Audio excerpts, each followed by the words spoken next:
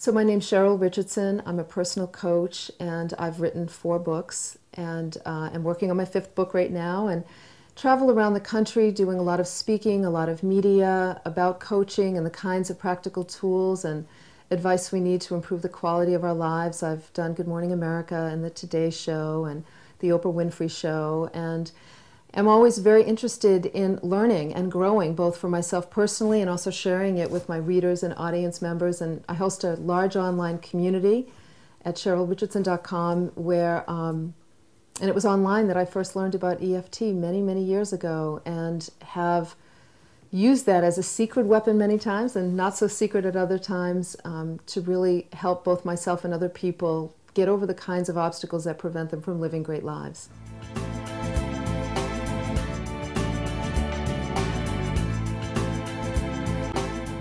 Well, the first time I was exposed to EFT was through my husband, Michael Garish, who's a fitness expert. And he's a psychotherapist and an exercise physiologist, and he had started studying tapping therapies and had been introduced to EFT. And I heard him talk about some of the amazing things that were happening with the clients that he worked with. I remember one woman he worked with had been a professional skier and had an accident and broke her leg and could not get on a slope.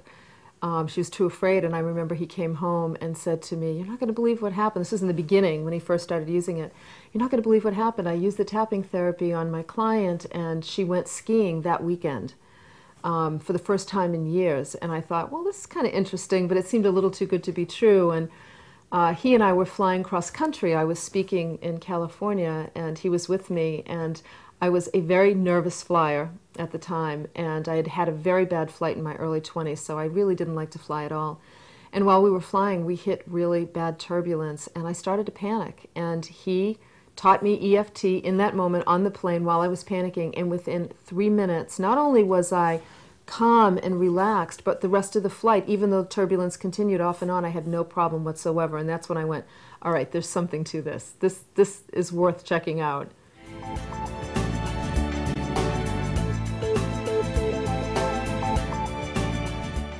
I think that people who are open to EFT are naturally open-minded. They're natural learners. They tend to be original thinkers, and are interested in health and wellness and well-being.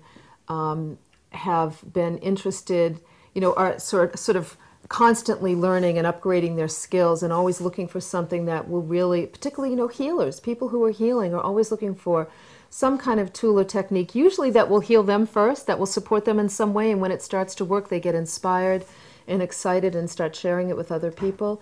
People who really believe in the innate wisdom of the human body are the kind of people that are going to be open to things like EFT and energy psychology.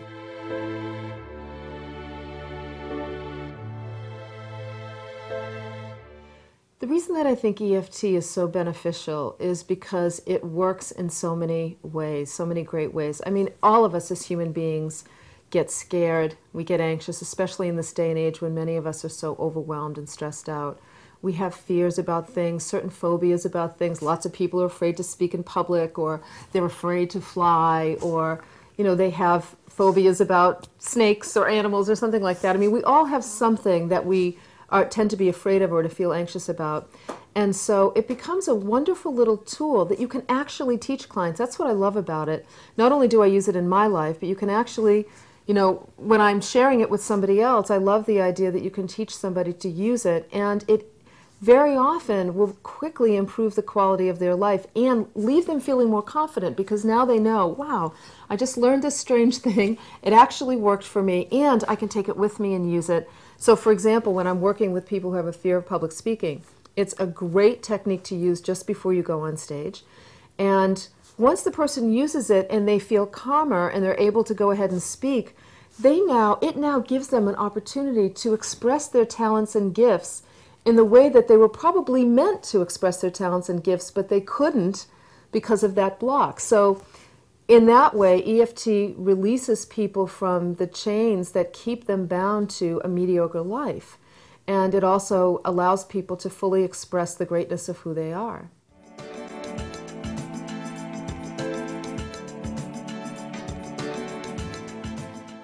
Yes, so let's say, for example, there's a certain goal that you want to reach, like you want to become debt-free. And there's a reason why you're in debt in the first place. So if we start to explore what those reasons are, usually we'll see there's a block about something, or there's a fear about something. Maybe you're afraid to look at your bills to be paid folder, or maybe there was a lot of anxiety about money when you were growing up. And so in that regard, you can decide on what the goal is, decide on the action steps you need to take to achieve the goal, and then look at what it is that might prevent you from achieving that goal. And you can start to use EFT as one of the tools. It's not the only tool, but as one of the tools that can start removing those blocks so that you're able to achieve your goals. Absolutely.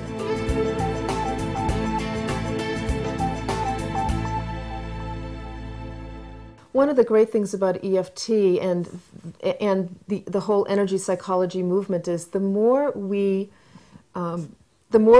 work on keeping ourselves balanced energetically using these kinds of tools, the more attractive we become. And I'm not talking about physical beauty necessarily, although I'm sure that's part of it as well, but I'm talking about energetically. As we start to put our energy, the energy body, into balance, we naturally begin to allow wonderful things to come into our life. We start attracting wonderful things into our life. Now, it's not as simple as do an EFT technique and, you'll get that new car. I'm not suggesting that that's simplistic, because a lot of EFT is about looking at what are the obstacles, what are the traumas, what are the moments in time where you formed a belief about something that keeps you stuck, and really working through those and working through the different levels as well. But that said, I think also using EFT almost as like a daily beauty treatment, if you will, or a daily attractive treatment, is a way to just keep the energy system, keep your body's energy system, your energy system finely tuned. And when it's finely tuned, you naturally, it's kind of like we all know, if you go out during the day and you're in a good mood and you're smiling, people smile back, and if you go out and you're feeling grumpy or upset and you're frowning and you're frustrated or impatient, people tend to move away. It's really, we all know that. So that's just a wonderful little example of how keeping your energy clear, balancing your energy, really allows you to draw better things into your life.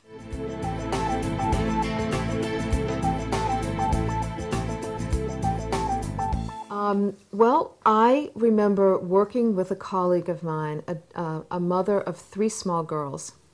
We were traveling together, and we were having dinner one night, and she was sharing with me that she smoked cigarettes, and that she was really embarrassed that she smoked cigarettes. And she also really felt horrible being a mother of 3 small girls and smoking cigarettes. And so I said to her, I have this little technique called EFT, and again, I explained about the body's energy system and how it was this odd little tool, but that it might help her. And I told her that if she wanted, I would teach her the technique to help her possibly quit smoking. I'd never used it for smoking before, but I figured, what the heck, I use it for everything. And I started to treat her, and just using the setup phrase, I said to her, I want you to start with, even though I smoke, I fully and completely accept and love myself. Or even though I smoke, I deeply and profoundly accept myself.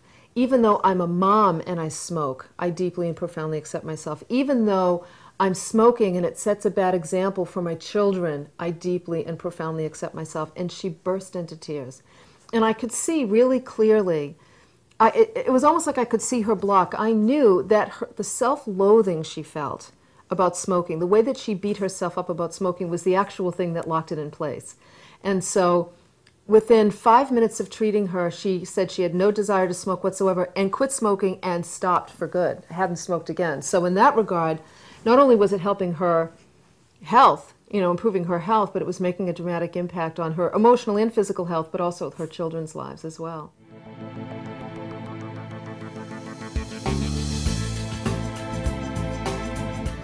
One of the most powerful things, one of the most powerful aspects of the treatment of EFT, I personally believe, is the setup statement, where we ask people, or where I say to myself, even though I feel blank, or even though I do blank, whatever the action or the thought or the belief or might be, the negative thought or belief might be, I accept myself fully anyways. I think that's the most powerful aspect of EFT, because if there's one thing I've learned over the last 8 years of using EFT, is that what locks our fear in place, our anxiety in place, our inability to take action, our inability to achieve the kind of life we want to achieve, is a lack of self-forgiveness and a lack of self-acceptance. I mean, if there's one thing that's become really clear to me is the direct connection between energy, or the blocking of energy, and an inability to love oneself. And I've just seen it so many times because I have felt it as someone who has used EFT both on my own and with a practitioner.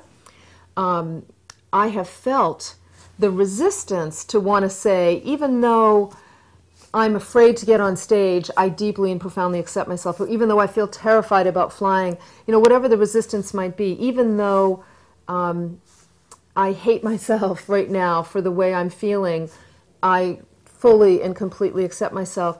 I have felt what it feels, that the release that comes from embracing and accepting the fullness of who we are. And I've seen it time and time again with people where there's such resistance to accept and own the fullness of who we are. And it's that resistance that keeps us stuck. And so a lot of times people will say to me, I'll say to somebody, even though I smoke, or even though I drink too much, I deeply and profoundly accept myself. And the person will look at me and say, I don't want to say that. I don't want to reinforce that, that belief, or I don't want to reinforce that behavior. It's a typical response. I understand that completely. But the reality is, it's the inability to accept yourself with whatever fault you perceive that you have that's preventing you from moving forward. And I usually tell people, you'll figure that out in just a few minutes, because you'll feel it in your body. You'll feel it in the body's energy system as you begin to embrace it. And my feeling personally, after having worked with so many people and having experienced it so much myself, is that there's a big part of physical illness that's directly related to an inability to forgive oneself, an inability to accept oneself even with the illness.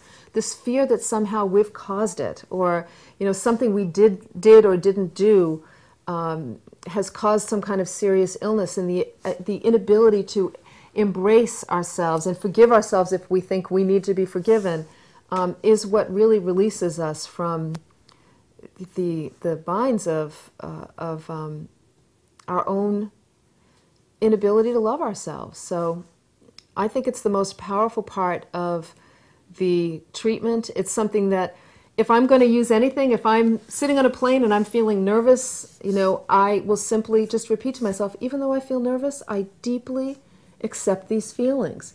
Even though I feel upset about the argument even though I hate Joe right now, I completely accept those feelings, so that it's in accepting them that we can then release them.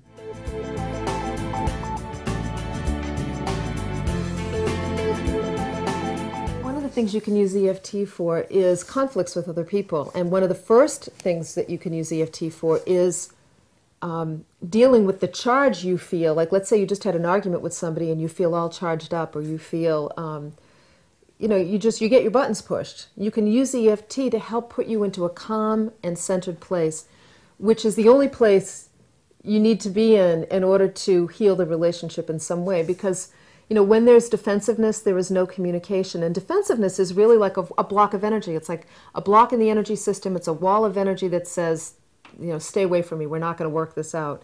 So you can use EFT in that way to really calm yourself down, so you can enter an exchange.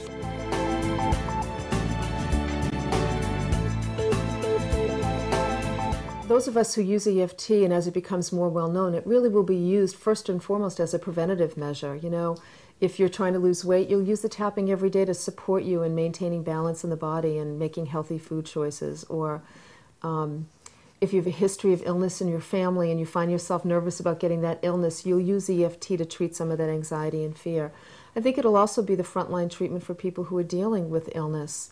Or it'll be part of the protocol of dealing with illness, that we won't just treat the physical body, but we'll treat the energetic body as well. And I certainly hope that it'll be used in schools with children. I think that that's a really wonderful, there's such a wonderful opportunity there, teaching children how to use EFT. And even more important, as I often say to audiences, teaching adults, because the adults in our lives are the ones that influence the children. And the more we can teach this technique to adults and really help them to overcome their fears and their concerns and the blocks that they have about living a great life, the more they're going to pass on those techniques. And I've used EFT with children before. It's wonderful for nightmares and anxiety that kids have going to school. I remember one time my husband Michael used the technique with a good friend of ours whose daughter had to go through an invasive medical procedure, and it was really traumatic. And he taught her, the mother, the tapping technique, and she used it while they were in the hospital. And the doctors, as well as the nurses and the mother, were amazed at how this young child just sailed through the test when normally it was a very upsetting and traumatic experience. So I also see a wonderful opportunity for using EFT in hospital settings, pre and post surgery, with chemotherapy treatments, and so that we're not only helping people to be more relaxed emotionally when they're dealing with these difficult kinds of things, but also helping to speed up the healing of the body.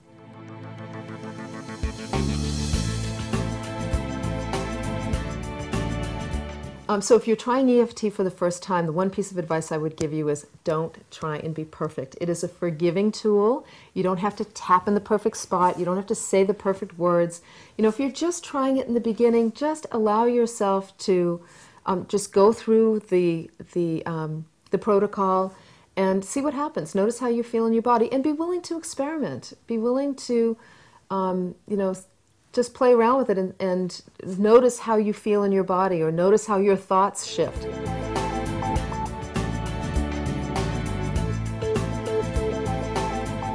Very often when someone's stuck in a place, I'll ask them to close their eyes, take a deep breath, and just connect their head and their heart. Try and bring their consciousness down into their body. And then I'll ask them a question, and I'll ask them to just say the first thing that comes to mind, because most of us, will overthink things. I think the same thing can happen with tapping, that very often I'll say that to a client, or I'll say that to an audience member. They'll close their eyes, they'll breathe, I'll ask them the question, and you see a little smile come to their face. And I know that little smile means something just occurred to them that they don't want to say, so they're going to say the next thing. And it's the same thing with tapping. I think it's really important that anything you feel resistance to saying or owning is the thing you should be tapping on. Because the old saying, anything you resist persists. Anything that you feel hesitant to say out loud, excuse me, if something comes up that you don't want to say out loud, or you don't want to own, or you don't want to say you accept about yourself, that's the very thing you want to tap about, because that's the good news is that's leading you right to why you're stuck. And that's leading you, it's shining a light on the place that needs your love and your compassion and your self-acceptance more than anything else. And the quicker you can get there and give yourself that, the quicker you're going to dissolve that block and get on with your life.